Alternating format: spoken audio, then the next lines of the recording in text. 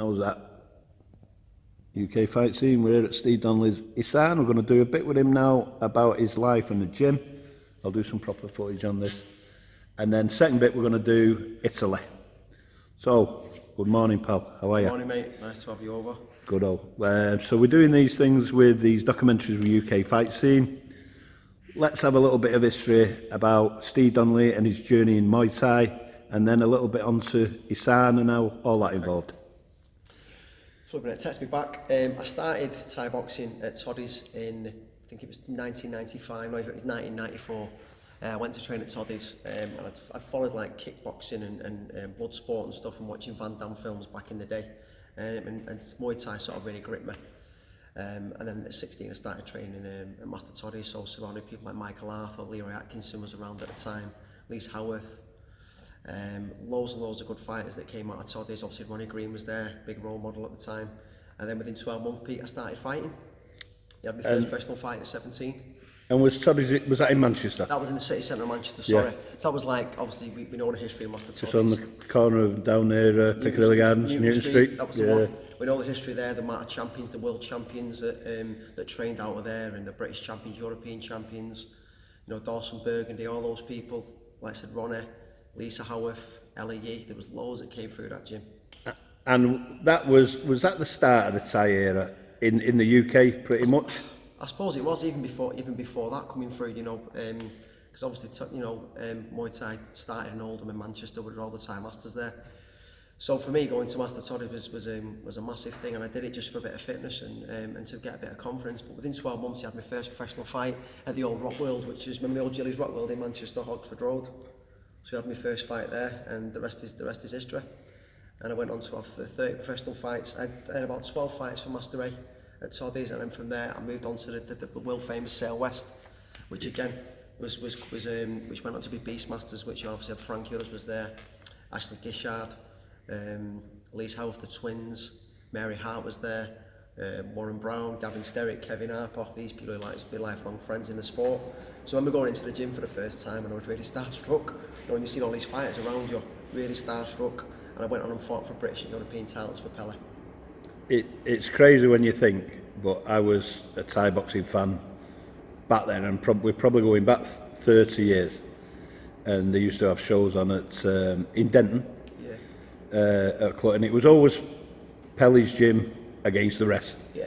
On that circuit, then you never seen another gym. They were number one gym, I think, except Pele's. And I think Warrington Thai Boxing, they were a massive gym. I think them two at the time were the bomb. You know, they were the two main gyms. You know, you had Warren Brown, you had Budger, Ian Ledson, all those fighters, Gavin Sterritt, Kevin Harper. So them two were the two big gyms. So like I said, I spent a lot of good time at Sail West and Beastmasters. Fought on one of the first Sky TV shows in London, which was Ali Jacko's first show, which is going way back. So I fought on some big shows there. I fought in Holland. And from there, I went and started training under Vinnie Showman and Dean White and Nonki Paiute. So by that time, really, I'd started to finish my career. So I had about 30 fights, mate.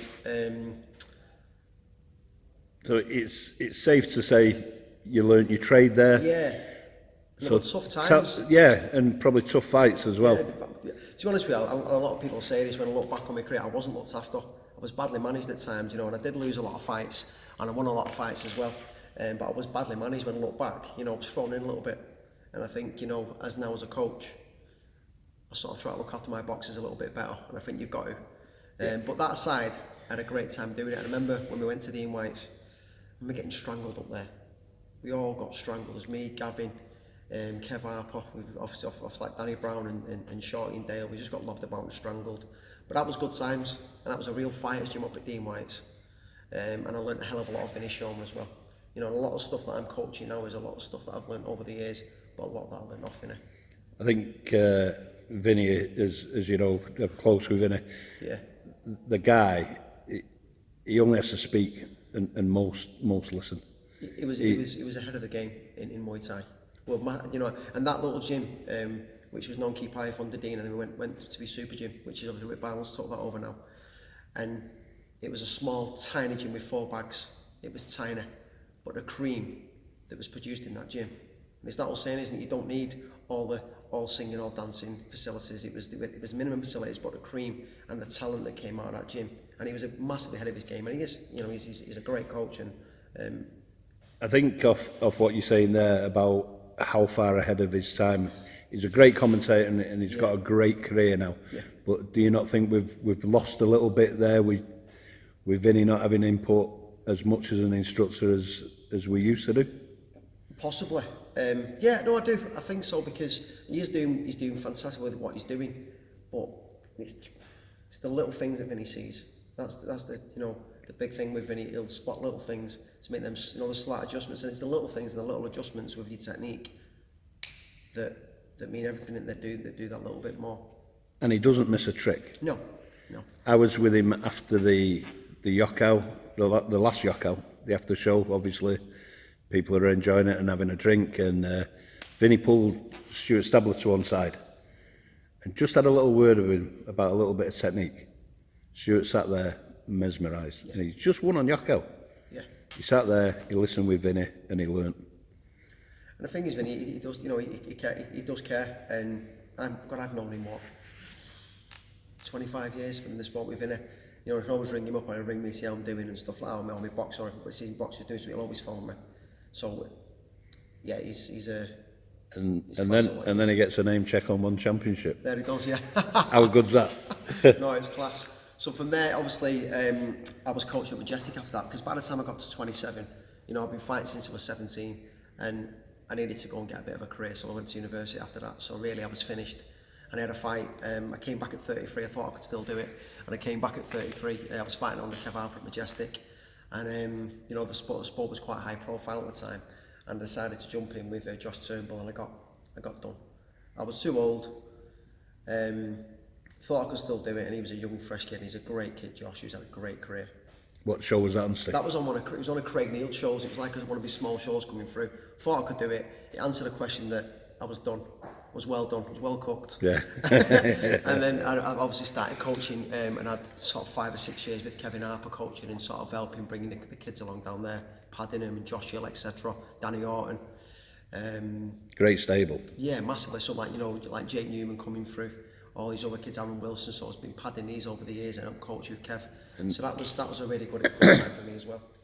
I think of what we was talking about before, and just me and you.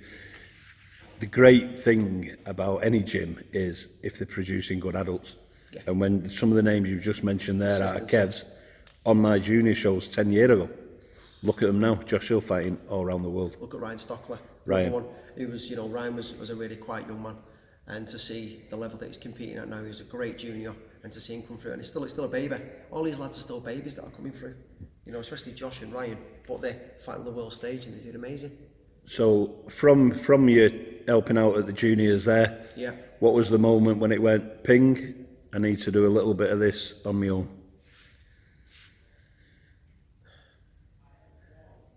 People always said to me I was a good coach, and Vinny Showman, you know, it's going back to Vinny, but I remember 15 years ago when I was fighting for him, he said you'd be a really good coach, and it always stuck with me. And I think it was maybe a confidence thing, because I was working full time as a youth work manager in Oldham.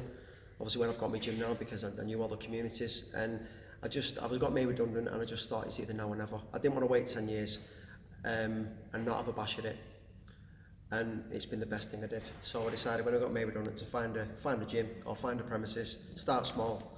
And build on from there, and it's been fantastic.